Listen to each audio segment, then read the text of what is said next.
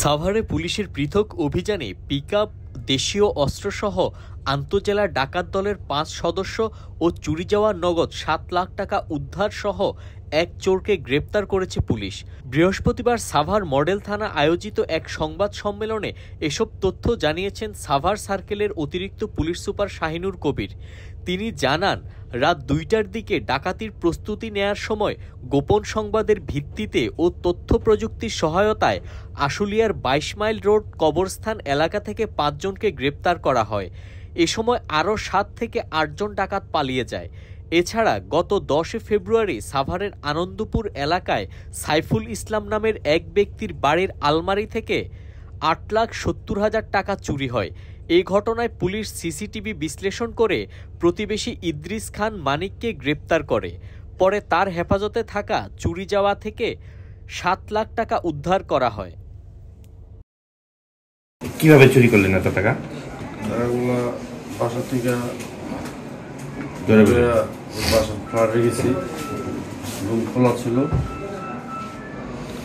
ওদের রুমের ভিতরে ঢুকছি, ঢুকে দিকে একজন মহিলা শুয়ে দিচ্ছে, তো পাশের রুমের থেকে অর্ডার থেকে টাকাগুলো নিচ্ছে, নিয়ে আমি হতাশ হয়ে গেছিলাম। তখন ভাবতে পারিনি যে কি করবো।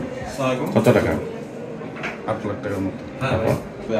টাকা তো চুরি করছিলেন ৮,৭০,০০০, এখানে আছে ৭ লাখ, বাকি ১,৭০,০০০ কি করেছেন? যে ১৪-১৫ দিনে আমার খরচ হয়েছে। কি খরচ করছেন? কি ড্রাগ? হেরোইন। এই ১,৭০,০০০ টাকা হেরোইন খেলেন নাকি আর কিছু করছেন? না, কিছু করিনি।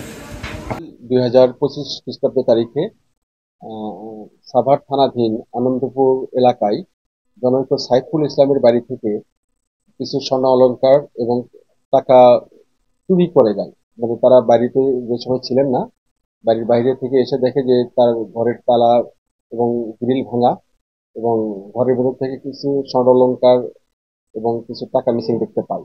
তিনি তাৎক্ষণিকভাবে থানায় মামলা দায়ের করেন।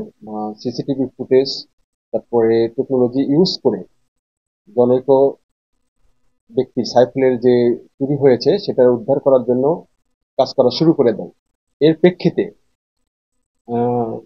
সাভার থানাধীন গ্যান্ডা এলাকা থেকে মোহাম্মদ ইদ্রিস খান মানিক তাকে গ্রেপ্তার করা হয়।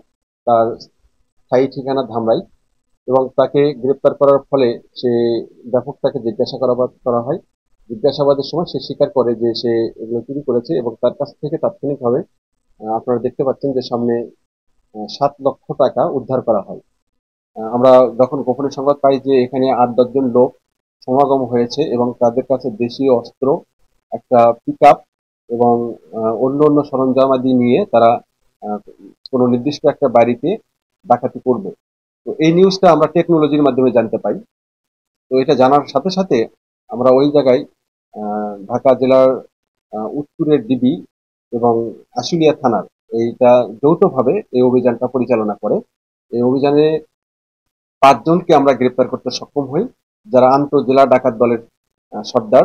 আপনারা দেখছেন দৈনিক কর্ণকণ্ঠ, সবার কথা বলে।